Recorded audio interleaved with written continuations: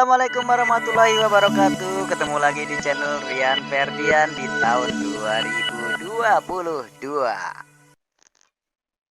Assalamualaikum warahmatullahi wabarakatuh. Kekerasan terhadap anak masih saja sering terjadi, baik kekerasan secara fisik, psikis, atau kekerasan seksual yang dialami seorang anak. Contohnya, masih hangat pemberitaan seorang ABG yang disekap di sebuah apartemen di Jakarta Barat selama 1,5 tahun. Malangnya, ABG tersebut dijadikan pekerja seks komersial atau PSK oleh seorang mucikari. Ditargetkan dalam satu hari ABG tersebut harus menghasilkan uang 1 juta rupiah.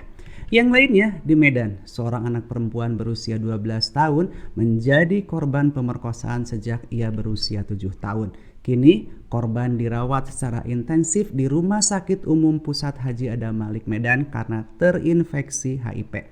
Mirisnya, bocah 12 tahun itu menjadi korban kekerasan seksual oleh orang-orang terdekatnya. Atau yang baru saja mengadu kepada pengacara Hotman Paris Hutapea, seorang bocah perempuan berusia 13 tahun mengaku diruda paksa oleh 4 pemuda di hutan kota Jakarta Utara beberapa waktu lalu. Gadis muda yatim piatu itu kemudian melaporkan peristiwa malang yang menimpanya dengan ditemani kerabatnya ke Polres Jakarta Utara pada 6 September 2022. Di luar itu, tentu saja masih banyak kasus pelecehan dan kekerasan yang dialami anak-anak Indonesia. Dan sejauh ini, korban menjadi pihak yang paling menderita karena selain hilangnya kehormatan, turut pula hancur masa depan mereka. Sementara para pelaku paling-paling mereka hanya mendekam di balik jeruji besi untuk jangka waktu sekian tahun. Setelah itu, tidak ada efek jera karena lemahnya hukum bagi pelaku pemerkosaan di Indonesia.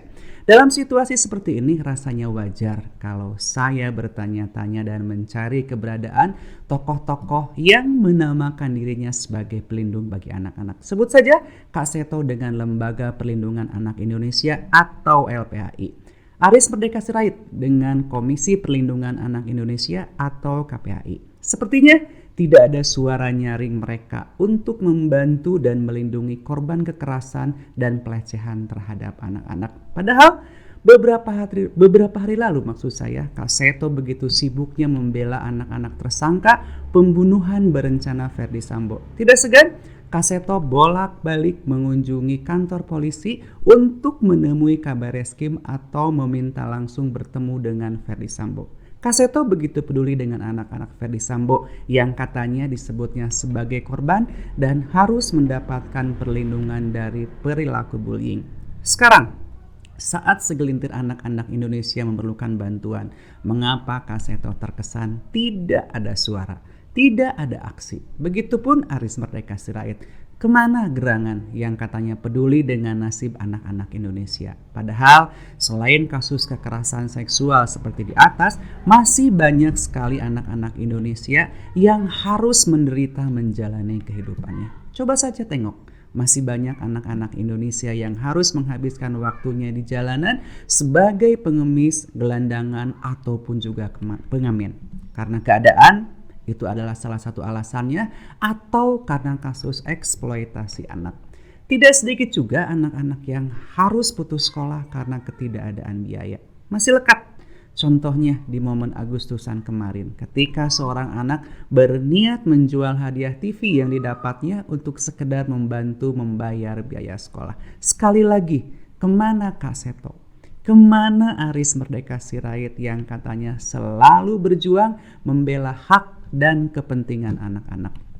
Apa karena anak-anak yang memerlukan bantuan itu bukanlah anak-anak sekelas anak-anaknya Ferdy Sambo sehingga terkesan mereka mengabaikan keberadaannya? Padahal ketika negara lalai, ketika negara abai keberadaan anak-anak yang membutuhkan perlindungan dan bantuan, orang-orang seperti Kak Seto dan Aris Merdeka Sirait dengan lembaganya yang disebut kompeten harusnya berada di garis depan untuk memperjuangkan dan mengembalikan hak serta kepentingan anak-anak, mendorong negara agar memberikan perlindungan kepada anak-anak yang menjadi korban kerasnya kehidupan.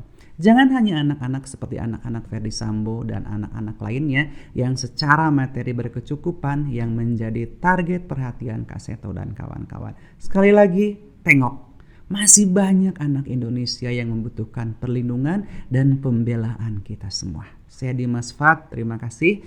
Assalamualaikum warahmatullahi wabarakatuh. Terima kasih sudah menonton. Jangan lupa subscribe